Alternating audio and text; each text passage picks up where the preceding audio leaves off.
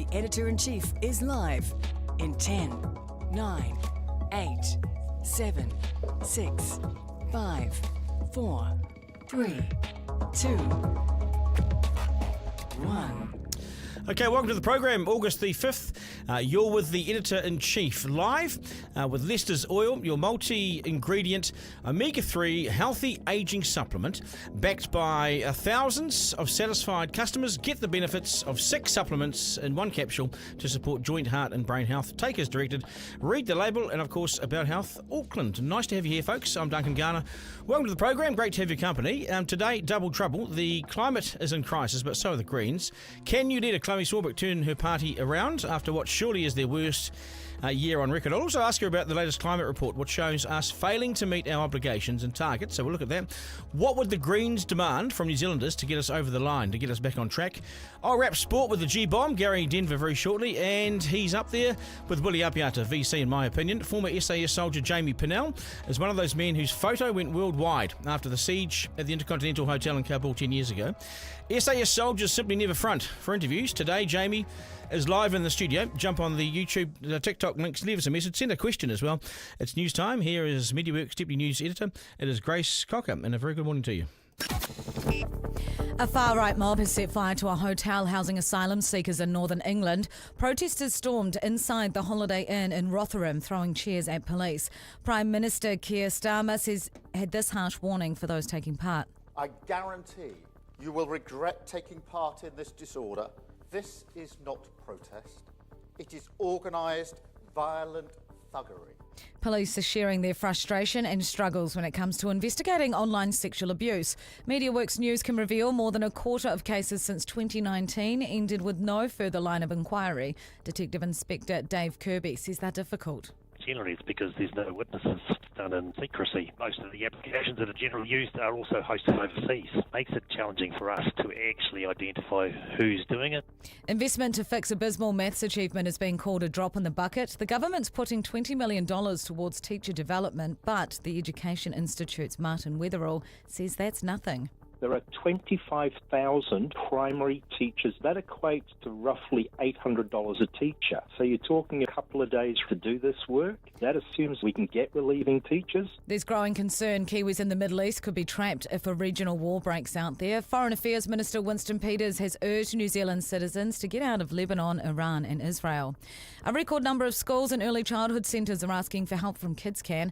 The children's charity has more than 260 on its wait list. CEO Julie Chapman says it's the worst she's ever seen. Children are going home to nothing in the cupboards. They're coming to school with shoes duct taped together. They are freezing in summer uniforms as they're not able to afford the winter kit. To sport, a career highlight for Serbia's Novak Djokovic after beating Carlos Alcaraz in the men's tennis final at the Olympics. The 24-time Grand Slam winner revealing why the gold medal means so much. Most of all, it's my country. Most of all is the pride to play for Serbia. Meanwhile, New Zealand sailors Mika Wilkinson and Erica Dawson have moved to second overall in the mixed NACRA after the latest 2 fleet races. And Kiwi paddlers Luca Jones and Finn Butcher are both through to the quarterfinals of their respective events in the kayak cross. But Ryan Fox has had a disappointing day in the golf, slipping to a tie for 35th at 2 under par after cutting a 3 over 74. And world number 1 Scotty Scheffler claimed gold at 19 under par. That's news at the sport. Grace, how professional you look today with the blazer. I know, but I left it out of the kitchen last night, and unfortunately my husband cooked a curry, which was delicious, but now it kind of smells a bit like curry. Oh, does it? I can't smell it. It's all right. We got some I keep spray. getting like a whiff of it. Like I need some Febreze. Hey, how bad is those maths results? So 2 out of 10 year 8s are basically passing. Oh, I would have been one of those not. Me too. I was abysmal at maths. Like it was just. I even had a tutor to pass. Did you? To pass level 1. Did you pass with a tutor? Like barely. Oh. But he rewarded me with a piece of chocolate cake. Okay, how's this? Who uses maths? Who uses that algebra crap? Have you ever used it since I've never school? XYZ to the square of 10 anything. What's so that? I don't know. It's like, like what's x equals 5 plus 10 2 or something. minus, You're like, I just I don't. We had a maths teacher that actually made us. You know that there was one, it was like the parabola, I can't even say it, parabola graphs. Never so they heard were of like it. big U's and stuff. And she used to make us stand up. She'd be like, +2, -3. And you had to do like the physical, like. Oh, no, that's abuse. And like go to the side and up and down. So I think that's why I failed. I was Did it again? just the up downs. Yeah, no. I don't get the point of it. Anyway, Neither. yeah, I failed. Good stuff. Thank you, Grace. Duncan Garner. He's not the point anyway. The word Annus Horribilis means worst year ever. For the Green Party, it's been all that and more, leading to a disastrous first 7 months. And wait, there's more. The disgraced Golriz and Tana has left the Greens, but sadly not the Parliament. She remains on full pay, doing jack all and being about as useful as a coal burner in a climate crisis. We will ask Chloe Swarbrick very shortly about the frustratingly long time it's taken to get her removed, but also this latest climate report is where the Greens' energy really needs to be, surely. It says, and it appears the evidence now shows that the risks from climate change are greater than previously known. And it says that this government's lack of policy to reduce livestock emissions and maintain electric vehicle uptake is putting New Zealand's climate targets at serious risk. Chloe Swarbrick is with us now. Chloe, g'day. Nice to have you on the program. Morning, Duncan. It's been a while. Yeah, it has been a while. Hey, nice to have you here. I'll get to Darlene shortly, but the that Climate Commission report, what needs to happen for us to get serious about this? What's the prescription that needs to happen? Yeah, so as you say, it is devastating, but just to give people some background as to why it is that we have this report from the Climate Change Commission. So the Independent Expert Climate Change Commission was established through the Zero Carbon Act, obviously infrastructure put in place when the Greens were at the heart of the last government. This is the first of its kind, basically, which will now go every single year, reporting against where the government is at based on policies and then kind of projecting out trajectories. So what's really concerning about this report is that it tells us that we are potentially off track to even meet our targets to 2025, our first emissions budget period. But even more so than that, obviously, out to 2030, 2035, and also out to 2050. It also says that we cannot plant a tree this decade that will sequester carbon this decade. So what we have from the government in terms of its plan, with its emissions reduction plan, is not going to touch the sides, and we need to move far further and faster. So to the point of what we can do about it, well, we could put back on track the policies that the government treated when it came in its first 6 months, because we knew prior to this government coming in, well, in less than a year, they've taken us off track to meet those targets. So that would look like reintroducing the likes of the Clean Car Standard and the Clean Car Discount, which last year saw 1 in every 4 new cars being electric. It's obviously substantive in terms of emissions being taken off of our roads.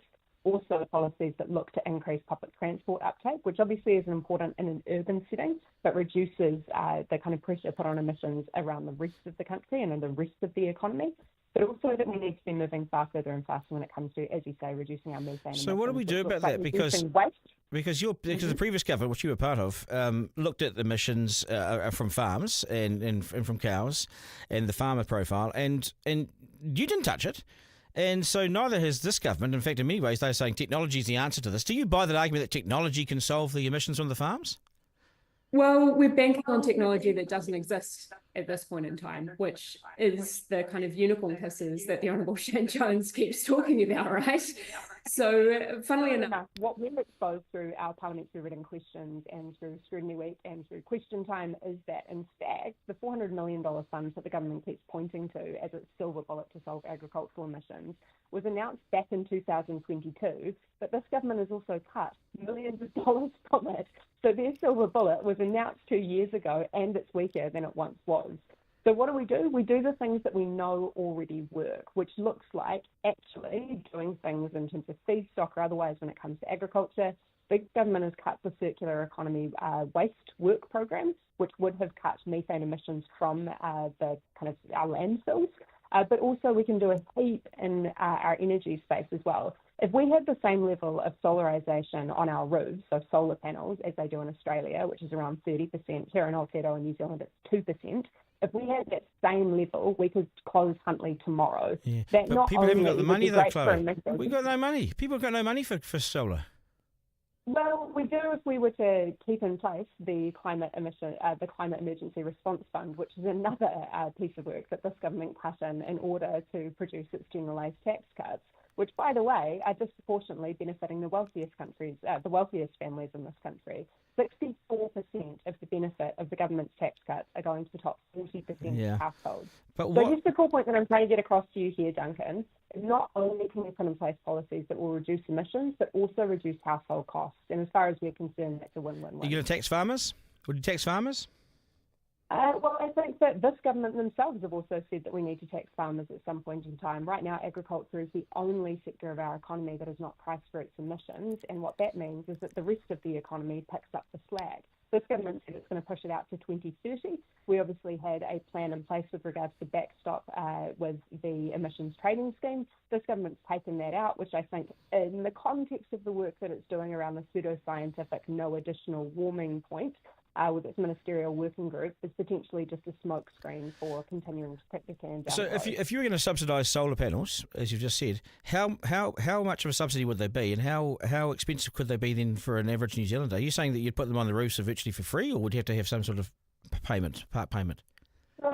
There would be, based on the election platform that we ran on last time around, our NZSAS communities policy in 2023, forgive me for not having all of the specific figures off the top of my head, but there would be a substantive reduction in cost for people who are looking to put those on their roofs. So I believe, depending on circumstances, it would look a few $1,000s off of the cost of those solar panels, which would obviously bring down household costs, but also be So what's the percentage? Is it half? Would it be half paid for by the government, or what?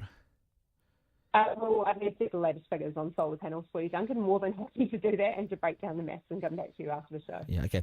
I wonder if climate change has gone off the agenda, but that's why the government's getting away with it. We've got this income crisis, we've got this standard of living crisis, cost of living crisis, all this sort of stuff around the economy. And I reckon climate change goes on the back burner. I don't think people care as much as they once did, because they've got putting the meal in front of the kid as their priority, Well, I do think that there is, you touched on a really interesting point, right? And this is what I always find fascinating whenever people attack the Greens for talking about the economy at large and not necessarily just the environment or the climate. The first thing that kind of bypasses is that our founding charter principles, back to Rod and Jeanette's days, have always been focused on people and planet. But more so than that, as you rightly point out, it is really difficult to get people to focus on the longer-term crises, the seemingly slower-burning crises, that they can't afford to put food on the table for their whānau, for their family. So that's why it is that we need to think instead about completely changing the way that our economy works. Because right now, we have the kind of confluence of two crises. The greatest rates of wealth inequality that we've ever seen on record, which are continuing to compound by virtue of continuing to put in place trickle-down economic policies from this government, but also, as you say, the climate crisis. And look, mate, last year, at the start of last year, when Auckland anniversary flood and then floods hit and then Cyclone Gabrielle, I have spent years trying to talk about the facts and the evidence behind climate change. But then all of a sudden, I was confronted with helping people to rip out carpets and curtains and their livelihoods from their houses that have been completely destroyed. And that's where the rubber really does hit the road. Well, the rubber for you guys this year is hit the road with Darling Tana, because that's all you've really spoken about is internal controversy, internal scandal. It still drags on another month. We still wait another month to work out what's going on here. You expect your party to push for this legislation to kick her out? I think a really important thing to know about the way that this process works is that there are currently two contemporaneous things happening. So in order to use the party hopping, or colloquially known as the waka jumping legislation, in the legislation as was drafted by the Honourable Winston Peters, you have to give somebody at least 21 working days notice in order to have them respond and then have your caucus make a decision off the back of that. So we've instigated that process as of Sunday 2 weeks ago, and we've also given out notice for our party's special general meeting to allow our membership to be able to participate fulsomely, deliberatively, and participate in that decision. Yeah, it's a little drag, and good on you for the report. I mean, you did the right thing getting the report, and you were, once you got the report, there was no other interpretation of it. You had to do what you did. You couldn't spin it any other way, otherwise it would have come back to bite you, really bite you. But this just seems to drag on, and this suits her. She sits there on full pay out of the back of Parliament there. It just seems to be that the public look at this sort of stuff and go, God, not another one, Yeah, and I think that that's fair, right? And, to your point around proper and due process being followed here, look, it's something that I have learned in my time in this gig, both as an MP in the last several years, but now obviously also as a co-leader, is that everyone is always going to have opinions on everything that you do. And the best that any human being can possibly do is to pick a path of action and to do so with your values at the forefront and have everybody judge you on that. And I think in the fullness of time, people will understand why we have done things absolutely by the book here. So to your point around the frustration that the public has, I would share that frustration. And it's why I continue to say that outside of the operationalisation of this legislation, of the waka jumping law, the best way, the most ethical way that Darlene Tana can end this is to accept the caucus's unanimous request for resignation. What about your Pacific members who've basically quit and said that the Green Party is culturally unsafe? That's a blow, isn't it? Yeah, I'd definitely make the point that, as has been well reported, that was 3 people's views, so not the entire Pacifica Greens membership nor the Pacifica Greens caucus. The second point that I'd make is that, look, obviously, if you've read the letter, it comes from quite a place of hurt and quite a place of grief. And I'm not someone who believes that any political party or any political party leader is beyond reproach. So when somebody, chucks something like that out there, you kind of want to take it seriously and you kind of want to sit with it and say, well, what's going on here? I wasn't in the room at the time when it was read out, but Tano Soyono, who's the chair of our Te Mātua Waka Māori and Pacifica Caucus, was, as was Hannah Linden, and both of them responded. So, look, we're just going to take some time to sit with this one because obviously there is quite a... Yeah, well, do you reject it? Do you say that you are culturally safe? Look, I'm conscious of the fact that I'm the Pākehā co-leader, so we all have work to do. I mean, as the Francis Review spoke to the broader problems of the institution of Parliament, there's a lot of work not only for Parliament to do, but for all political parties to do. So I'm not going to sit here and pretend that I'm perfect. I'm not. Okay. All right, Chloe, I appreciate your time on the program. Take care. Thanks. Okay. Duncan Garner. I thought she was perfect. I thought she was close to perfect. Oh, anyway. Welcome. Let's do sport now. Gary Denver. G'day, Gary. Nice to see you. Yeah. Plenty of medals. What's give us the update? Well, no more medals. We've got 7 medals in total, but overnight we had a fairly quiet day. Yeah. So some good results, though. We've got Luca Jones and Finn Butcher through to the quarterfinals in the canoe cross. That's a cool event. Have you watched it? Yeah, I have watched it, actually. I did. Look, see the crowd? Yeah. See the size of the crowd? They're right into it, aren't they? Yeah. Well, I quite like the canoe slalom anyway, but just adding that bit of biffo in there makes it really interesting. Luca. So that's 5 Olympic Games, isn't it? Yeah. It's remarkable, isn't it? Absolutely. She sort of flies under the radar a lot of the time. Really does, eh? And usually comes up trumps. Yeah, so she's going gangbusters. Tommy Walsh struggled, didn't he? The poor bugger with his groin. Yeah, with his groin. You see the pain, you see him pulling back. But to his credit, he tried to actually keep going through it. I know. And most people would have just gone, I'm out. But he wasn't willing to give up easily. I know. He threw that heartbreak. Yeah. And Jacko Gill, what, 7th, was he?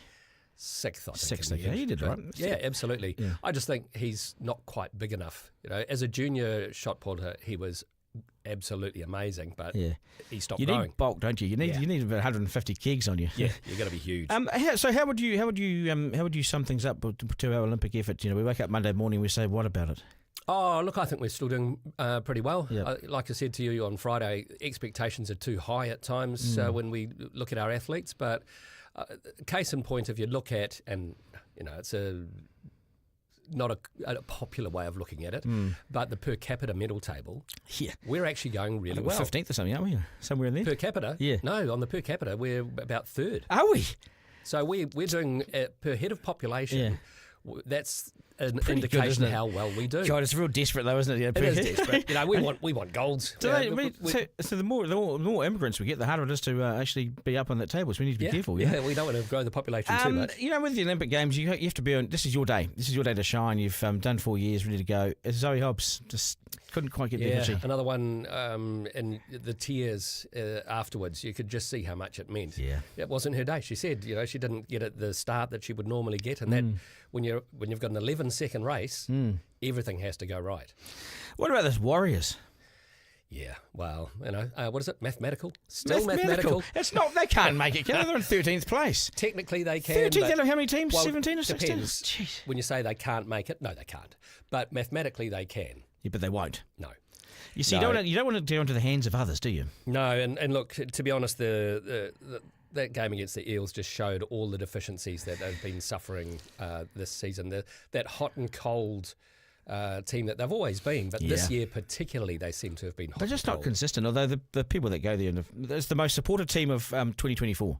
I saw the stats come out Friday. Absolutely. The most supported team, the biggest crowds, more sellouts than anyone else. Well, they're the first team ever to sell out every home game. Yeah, and more jerseys sold. I mean, so great for the fans to keep supporting them, because how often do you see people turn away from teams when they're not succeeding? Fans are like sheep, aren't they? Look, good on them. I absolutely endorse people that support their team through thick and thin. I think that's the most important thing. The athletes are out there doing their best. Yeah. They don't want to lose.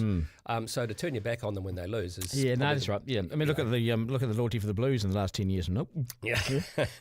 The other big result over the weekend, the netball, the Mystics thrilling finish, 54-53. Yeah, caught up with that. Fantastic game, and heartbreak for the Pulse, because... netball's in pretty good nick here, isn't it, in New Zealand? Not too bad. We still need more competition, I think, against the Australians. They're still stronger than us. And I hate you saying that, but they are, aren't they? They're sort of just a bit more polished at the moment, aren't they? They are. Yeah. My niece played in the under-17 age group indoor netball and for New Zealand, and they got beaten quite heavily by Australia in the final. You know the men's team, the New Zealand men's team, for years and years played the women's team behind closed doors and beat them. Even at our height for the women's, when they were really good, we still beat them as men. Yeah. Interesting, isn't it? Superior athletes. Oh, yeah. And a part of it is also the superior height. Yeah, yes, true. The reality is, when you've got 5 or 6 inches of height on the other players, that does give you an advantage. Yeah. All right, got anything else, Gary? Yes, that's it. Good on you, mate. Appreciate it. And thanks for coming in on Friday too. I only understood it was your day off as well, so I appreciate it. Good on you, mate. Talking sport, mate. That's cheers, mate. Thanks, Gary. Duncan Garner, live. Okay, Duncan, where's the wine glass? I'm not a fan of the new one. Okay, you come in here. What's wrong with that? I mean, this is more basic. It's more basic. What happened was Duncan left his wine glass in there since Friday. Oh, yeah. And so it had started to get a little bit of mould and condensation, and also it was like a Kiwi house. Yeah. You know, it looked feral, and so we had to quickly at the last minute take it out to the kitchen and get Cena the cleaner to clean it. Right, so we're going to the more basic one. What were you yelling in my ear for before? Yeah, it was about the Warriors crowds. Oh, yeah, they go on about how they've sold out all these games. Yes. The fact of the matter is, I have been to 4 Warriors sold-out games with free tickets this year. Yeah, okay. Sold out my ass. Because you know why? It's because... it looks good on paper. Yeah. Oh, it's sold out. It's sold out. Yeah. No, it's not, because members don't turn up and corporates don't turn up and this and that. So they're about 5,000 short each game. My mate got a family pass of 7 tickets for the remaining 6 games for $120. That's good. That's cheap. But I'm definitely not taking it away from the fact that Warriors do those games better than anyone else. They do. They're more inclusive pricing-wise and everything. It's great. Okay. Thanks, Kayla. 3 questions from the Editor-in-Chief. Right, at number 1. 1. At number 1, why is the government rushing forward with a new maths curriculum for schools? Well, because the PM saw our rates of achievement late last week, which were more about failure than achievement. Just 2 out of 10 Year 8 students were passing maths and understood it. 2 out of 10. All that money, all those teachers, and we are failing. God, I hated algebra. I never got it, and never have used it once since leaving school. Is it even relevant anymore? Who's ever used it since leaving school? Can you let me know? Let me know. And what's worse, a trip to the dentist, school dentist, or to the room teaching you maths? Right, at number 2 today. At number 2, yes, should the fine go up for wrongly using a mobility park? It's currently $150, and very few actually get caught because the enforcement's just not there. But I never ever park in those spaces. Not disabled, no right to. I reckon it's arrogance of the highest order to do so. In Australia, they now fine people $500 for doing so. Here at $150. Should it go up? Yeah, but we should name and shame some of these repeat offenders because they are out there. 3. And number 3, how many elite SAS soldiers ever front up and tell their story? Never. You don't even know their names because that's the way it should be. Until today, up next is, this will be the first time in 30 years that I would have interviewed a former SAS soldier. They took us into Afghanistan years ago, but they barely spoke to us. They were there to do a mission to keep us alive. This next soldier has an incredible story. Stand by for this. Duncan Garner. Now, Jamie Pennell was sent on 4 deployments to Afghanistan. In 2011, he was part of the unit which responded to the Taliban's Inter-Continental Hotel siege. He was awarded the New Zealand Gallantry Star, which is the country's second highest military honour for his bravery. 18 years on, Jamie's ready to share his story about what really happened that day in his new book, Serviceman. His story reveals the unique culture of resilience and camaraderie within the SAS and the subsequent alienation that this can create when soldiers return home. Man, it's an interesting return, isn't it? Jamie, nice to have you here. Welcome. Thank you. Yeah, really pleasure to meet you. And thank you for taking us into Afghanistan in 2010 with John Key. Got there safely. God, I saw what you guys did. Awesome. Sort of what you did. And I've read your book. Great book. It takes us right into the front line. Can you tell us about the Inter-Continental Hotel that day? How long have we got? Yeah, it's an hour. It's an hour. It's about an hour if I want to run through it. If you want me the short version, mate, I'll shut let out me and listen. go. Yeah, we're online. You can do whatever you like. You know. All right. All right. I know the siege was 10 hours, wasn't it? Yeah, it was a long time, and I'll make it short as I can. It takes a long time. It's a lot of stuff. So, I guess when I go through the story, I'll be talking about a whole lot of different groups that are manoeuvring at the same time. So I'll sort of jump in and out a little bit. Sure. And if I waffle too much, just let me know. So on the 28th of June, 2011, at about 10 o'clock, I was woken up. Rudely, I might say, from my sleep by one of the SIG operators, and he said to me, "Hey, Jamie, I think you better get up. There's something big going on in the city." I was a ground commander at the time on that particular tour. So I got my slippers on, shuffled over to the Tactical Operations Centre, or the TOC, and sat in the back of the room with the senior national officer. Now, in the Tactical Operations Centre, there's a lot of stuff going on, particularly at that point in time, because something was happening in the city, something big, a spectacular attack was occurring. We had a couple of screens that are up. One of them was on Fox News, good for giving us immediate sort of eyes on about what's happening, probably not the information that we're interested in, more the visuals. And then we had a ISR platform above the hotel, an intelligence, surveillance, reconnaissance aircraft, which was giving us the thermal imagery of what was happening. So we had a look at that. Basically, they'd been looking at it for about 5 minutes and said there was a number of people on the roof. There's a lot of shooting going on. The Afghan National Police had ring-fenced the hotel, the Inter-Continental Hotel, which has no linkage to the international brand. But they had ring-fenced us, and I could go in or out. They were in a gun battle at that particular point in time with the terrorists on the roof. They looked heavily armed. They're using automatic weapons, and they're firing rockets off the top of the roof as well. Now, and they had suicide vests on as well. Yeah, and we found that out later. I guess bit strange to say, but it's not unusual to see that in Afghanistan. And spectacular attacks in Kabul. A number of them happened on my previous tour, and this was no different. So one minute you're asleep, next minute you're told to get in there and sort it out. Yeah. So is that frightening? Not really. It's quite matter of fact. I mean, the funny thing was, and I said to the SNO at the time, who's down there? Is the CRU been activated? The CRU, the Crisis Response Unit, was a force that we were partnering at the time, so we were training and enabling them to do operations. And he said, there's 2 squadrons down there with our mentors. So that was another group that we had just training the CRU down at Camp Olympus and out west of the city. So they were already down there, and I said, well, there's two CRU squadrons down there. I think, they can handle it. And he said, no, I still want you to go down with some specialist capability to help them out. And I was sort of, in two minds. I'd been with the CRU on a previous tour for 7 months, so I kind of knew what they could do, but we're still building that capability. Got the boys together, gripped them up, and started heading down to the hotel. At night in Afghanistan, the curfew starts at about 10 o'clock, so you don't see many people on the street. There's checkpoints in place, so we made good speed down to the hotel. Got out of our vehicles about 400 metres short of the hotel, which was where the outer cordon was. So you got an outer cordon and an inner cordon just for control, and started making our way up the road. The only reason why we didn't drive the vehicles all the way to the top was that we're in full view of the hotel, and we could have got hit potentially or taken fire from the guys on the roof.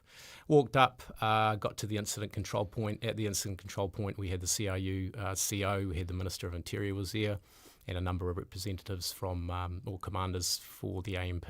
And the hotel's full of guests as well. Everyone's in there, locked up in their rooms and not knowing what's going on. I mean, they're making sense of it about that point. So a lot of the commanders were there. Got a quick brief from the CRU, and I said, hey, are we going to get shot going up to the hotel, and I'm not talking about from the terrace out on the roof. I was worried about the Afghan National Police, like tell them that we're coming up the road because I don't want to get a few shots off. Yeah, they might think you're enemy fire. Yeah, that's right. So we went up there with the CIU leading because they have the communications. Got up there as soon as we got up to where the inner cordon was. The Afghan National Police and the terrorists on the roof started getting into a gun battle again. Now again, this is something that we can handle, but the problem was that a lot of those rounds and rockets were firing high, and they were firing into the neighbourhood around the hotel. So, innocent families are in their house trying to go to sleep. They've probably got kids and bits and pieces. You have to crawl through this hotel to get to the roof. Yep. And so every corner you go around, there could be a nut job there waiting to take your head off. Yeah, 100%. And someone did line you up and didn't shoot, did they? Not me personally. A lot of stuff was happening in the hotel. Once we got on there, we found that, and this is where we talked about the suicide vest. Once we got into the hotel, one of the terrorists had already been shot by a security guard in the initial attack. When our mentors got down to the hotel, they went up the stairs and started taking rounds from a security guard. The CIU were level-headed, called out to him and said, hey, identify yourself. He said, I'm a security guard. They said, hey, we're security forces, come forward. And he had pissed himself, obviously, but he'd done the right thing and knocked this guy over. That's when we knew what we're dealing with. He had a suicide vest on. He had an AK-47. He had grenades, he had energy drinks, he had new shoes. Is this the Taliban, is it? A group of Taliban from, they're trained across the Pakistan border and handled by Haqqani, which is another terrorist group, so a mixture. Inside the hotel, it was very dark. We had to... I took sort of a gauge of where we're at. The CRU had not done any high-rise options, as in, a hotel, training, something as big. They've done all sort of, single-level, multi-level type operations, high-risk arrests. So I looked around and thought to myself, they're probably underdone. We decided to take the lead, so I put our guys in front with our MBGs, started moving into the hotel and started making our way around. First thing we saw, moving down the first corridor to the left, was an internet room. Unfortunately, they'd killed someone who was, tapping on the computer, doing an email. Went round there, checked to see if he was, alive or dead. He was gone. And in your book, it was a very good book, he slumped up against the wall. Yeah, slumped up against the wall. He'd been, writing an email to whoever, and so I left him there. We naturally sort of made our way around to the left. We didn't have schematics of, what the hotel layout was. We were pretty much doing it by feel in the dark, but we kind of went around into the main kitchen area, and behind that was where the fire stairs were, the northern fire stairs, by a stroke of luck. So it was at that point we decided that we'll just start clearing the floors as we made our way up to the roof. Started getting about that, but it was just taking too much time, and there was still a significant amount of fire that was coming off the top of the roof. And again, obviously lives are in danger in the inner cordon, but also out into the neighbourhood, and we had to take stock of that. So we decided, let's just go straight to the top of the roof. We'll get the CRU to sort of hold the stairwell just in case anyone comes out of the floors. Clear that, and then retrospectively start going through the hotel, clearing. And you couldn't get in the door. You couldn't get to the roof because the door was locked. Yeah, that was later on. But an interesting event happened in the stairwell as we made our way up. We got up to the fourth floor, I think it was, and Steve Askin, who was the lead assaulter, he rounded a corner on the stairwell and basically came face to face with the first terrorist. Now they both fired. Steve hit the mark. He didn't. Don't know where those rounds went, but because of the adrenaline, he sort of dropped on the ground. They got up straight away and sprinted to the top of the roof. Yeah. Once he got out on the roof, and we saw later from the ISR platform, he basically sort of lay on the roof. One of the other terrorists came over to him. They had a bit of a discussion, and then they must have said, "Hey, I'm gonna blow myself up." and he kind of helped us out because the terrorists that had talked to him and then moved away to give him space to blow himself up, came around, and just as he clacked himself off, he took out the other guys, so he did us a favour. Wow. So these guys in the end didn't want to be shot by you, they wanted to go under their own steam, so they blew themselves up? You put them under pressure, then they'll clack themselves off if they think you're close because they want to take you out, and obviously they want to be martyrs. You know, when we're in at that particular point in time, you know, once he had blown himself up, or even before that, so the Stephen, the initial contact, once he started running up the stairwell, we started taking quite a heavy weight of fire in the stairwell, coming down, followed by grenades. The first grenade that was thrown landed at Steve's feet. He turned around, yelled grenade, and started running out into the fourth floor. But like that grenade was attached to Steve by a string, it followed him all the way out into the fourth floor, detonated behind him, dropped him on his behind, and put a bit of shrapnel up at his back, arms and legs. So we started trying to call out to him at the same time, trying to win the firefight in the stairwell against another terrorist that was high up, right up the top of the stairwell there, out onto the roof. He's putting a bit of weight down on us, put a bit of a weight of fire down on us. So we had a lot of things going on in there. I don't know how long we were in there for. I wasn't registering time. I mean, the whole 10 hours of this entire operation went by in a heartbeat. So yeah. Without you guys, how many tourists, or how many tourists? Who goes to Kabul for tourism? But how many people were inside? Terrorists. Yeah. So lots of diplomats and whatever. Yeah. How many people were in the building? There was anywhere between 60 and 70. We don't know the actual final count. They'd killed anywhere between 12 and 17 in the initial attack, and we're up against 9 terrorists. Yeah, and you saved the lives of the others. I mean, you guys are heroes, and I know a lot of focus has gone on Willie Apiata and what he did, and it was amazing what he did. But equally, what you guys did too, after reading your book, and God, I could have read it a second time too, just read out of time. But it's incredible, and as a fellow New Zealander, congratulations and thank you for what you did. Yeah, no worries. And you got awarded the second medal, didn't you, the Gallantry Star? I reckon you should have got a VC, Victoria Cross. Oh, yeah, I mean, I don't make those decisions. The medal doesn't make the man. I mean, it's at the end of the day, it's 10 hours of my life. That's all it really represents, and I've got a lot more stuff that I want to get onto. Yeah, how did you stay? When you seem so calm telling me the story now, can you sort of? Yeah, I could keep going on, but it's matter of fact. But you're so you are matter of fact. And how do you stay calm in those situations? You're dark in the hotel with no lights on. People have died. There's terrorists shooting guns. My God, I mean, it's superhuman stuff. Yeah, well, if we talk about being in flow, challenge will do that. Acute challenge or any type of critical incident where maybe your life is in danger. And as I said in my book, is that I found myself kind of in the middle of the battle there, just completely calm, like literally sitting on the couch watching a movie on a Sunday. My goodness. Having a Coke, calm, and that oh my goodness. That was like I just recognised it in one particular moment. And the other thing that was happening within that, because flow can do amazing things, is that I could see everything in 3 dimensions. I knew what was happening below me. My mind was visually putting together an image where I could see what the CRU were doing below me. I could hear rounds going off the roof backwards and forwards with the helo sniping platform that we had circling the building, so I could see that. And I just made my decision making very simple and well considered. The clarity. Which is incredible for us listening to this, because the terrorists are probably the ones that are irrational.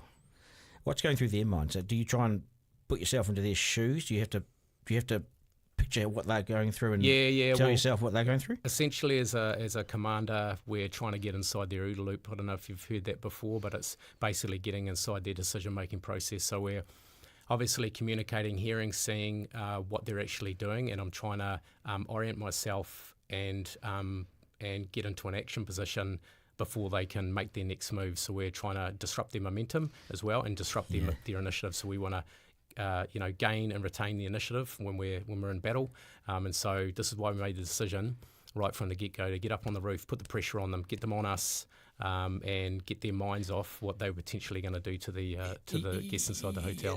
For lack of a better phrase, you didn't piss around, did you? You got to the roof as quick as you could. No, we're not mucking around. We had to get up there. We had to have speed and get them focused on us. as soon as possible. And and by design we want to do it. You know what I mean? And when you came out of the hotel, I think there was an international photographer got some pictures of you coming up, and I think your commander you got told off for having your picture taken. How are you meant to exit the bloody building? Here you are. You've just saved all these lives, and you're a naughty boy with a mask on. The general rule is sort of go out with your mask on because there will be reporters around. I mean, we knew that. I knew that, but to be honest, after 10 hours and the amount of stuff, my mind was elsewhere. Yeah. You know what I mean? The first thing was I already had a guy, that I needed to take to hospital. A lot of things that happened up till that point. The last thing I was worried about was putting a mask on my face. But, what was it like? Got to play the game. Well, I sat on a plane for 6 hours to head into Kabul with a bunch of your guys who just sat there quietly reading all these notes and diagrams and all sorts of things. They didn't talk, just focused. And that's then not nice. Yeah, that's fine. There's no in-flight service. It's fine. Yeah. And then you do all that incredible work, and then you come back to your own country and back into domestic life. Yeah, here we go. Here's the kids and the wife, and how hard is that? It's very difficult. The speed at which you move out of being on call in an intense operational environment like that is, it's very, very fast. I mean, I found myself outside the gates of camp, kind of maybe 2, maybe 3 days after coming off call, having been in in that environment. And I remember coming in at night, and I was just sitting outside, and I was thinking, am I dreaming? Because your brain's still 3/4 of the way back there. You're trying to integrate, and so there's all that trauma and stuff that you have to process. Yeah, later, and you're still registering threat. You know what I mean? You're still watching your back, and now you don't have weapons. You know what I mean? But you got to change the mindset from being in a threat-based environment to non-threat-based.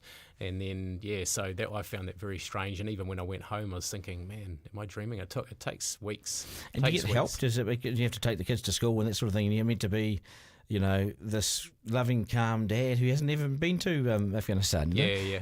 The military provide all the support that you need for reintegration. But it does come down to the individual to seek help when they need to as well. It's a two-way street, you know what I mean? Like you can't, being in the regiment, I'm always going to talk to the brothers because at the end of the day, they've been there with me, and so, yeah. And a couple of questions to finish. You went to Government House, you got awarded your gallantry star. Was that a proud moment? Yeah, I think so. I mean, I hold that award on behalf of the team. It wasn't a I moment. It's a we moment. And, I was lucky enough to go away on that particular tour with an A team. It was one of those situations where, they made me look good as a leader. And so I hold that for them. Was it hard to leave? Yeah, very difficult. Yeah, it's blood, sweat and tears to get in there, a considerable amount of energy and focus, one of the hardest things you ever do in your life, bar none. Trying to extract yourself from that culture, having done all that hard work, having all those experiences was difficult, but when I made the decision I knew I had to go. And why? Because I was burnt out. Yeah. I was burnt out for a start, and I was slowly starting to recognise that, but it took a long time. My son was born. My wife is highly ambitious, so I'm not going to hold her back from her life goals as well.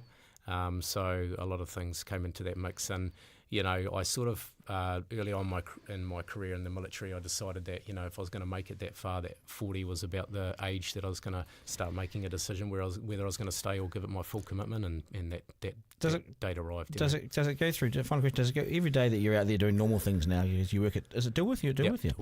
Every day that goes by, do you think about stuff that you did, or it's gone from your mind? Yeah, just flashes in and out. Yeah, definitely. It's not one of those. It's burned into my brain, But I think I just take lessons from it and help people understand what it means, and what I learned. Yeah, well, I saw over there. We're true professionals. We're at the top of our game. Appreciate everything you've done for over the years. Just tell us about the book. Just name the book. The book is called Serviceman J. Yep. It's a book about me, but it's a book about people I serve with. It's about selection, the training, the operations that I went on. What you'll find in comparison to other military books is that you'll be sitting on my shoulder on these operations. You'll smell it, hear it, feel it. And then the long road to transition out and how I cope with that. I fully recommend it, so get out there and buy it. It's at the good bookseller, isn't it? Yep. Good on you. And nice to meet you, Jamie. Thank you very much. Appreciate the opportunity. You're very welcome, very welcome. Duncan Garner, live. Okay, wow, what that was, thanks, Jamie, cheers, mate. That was one hell of an interview and one hell of a story, wasn't it? I mean, who does that in their life? And then comes back to New Zealand and has to live a normal life. I have utmost respect for these guys. Amazing people. Huge skill. Real tough, mentally and physically, and they're still here to tell the tale. They got 45, 50 people out of there alive, out of a hotel that, in the dark, that no one... I mean, imagine it! Chlöe, you don't want to talk about it because it's so freaky, isn't it? Can you imagine it? Like, that's the sort of thing... How come that's not worth a Victoria Cross? I know. I don't get it, it's just insanity, and just how calm he is. You should have seen. What you couldn't see was how calm he looked with his eyes. He was telling me he went for a walk through St Heliers at the weekend. That's what he was telling me. But that's obviously the standard that is needed in those situations. You know? Correct. Yeah, and I saw that when I was there. Okay. Wow. What an interview. It's the slam dunk. So this police exodus out of the country, I think, is about to become a real stampede, and then it will really hit the headlines. I make no apology for keeping the heat on this issue, and I welcome serving officers getting in touch to tell me their story. I'm not going to apologise for this. I've been told over the weekend that hundreds of officers have been approaching the Australian police with the intention to join them following this payoff that's insulted them. Okay? It makes it so much harder for the government to meet its promise of 500 more cops in 2 years. If 900 go in the next 2 years, which is the estimate, then how does it meet the promise of 500 extra cops across the next 2 years? It's not going to happen. 900 go, so how many are they going to train? 1,400? It's not going to happen. They can't even get 80 in there at the moment. This government should bite the bullet and top up their salaries by 10 or 20k. Just do it. We're going to end up spending that money on recruiting them anyway. So the solution is money. Go and do it. I'm telling you this because another officer broke his silence over the weekend and wrote to me, exclusively writing to the editor-in-chief, and it's so rare for sitting officers to speak out, but they are now. He wrote this. Hey, Duncan, first of all, I'd like to thank you for fighting the good fight on our behalf, as it feels and appears that our own association, police executives, and the government is doing jack all. I also am an officer of 6.5 years. I love the job, but I must admit I'm not enjoying the low morale that is rife currently. Morale that has been created by the government and police executives, he writes. I was one officer that was excited for Mr. Luxon and National to gain power in government, as I gained hope that we would be backed by them after listening to Mr. Luxon and Mr. Mitchell. But I have to say, as the other officers are also extremely disappointed in their actions. When push has come to shove, they've done nothing. It's apparent they are no different from the prior government. It's all lip service, says this officer.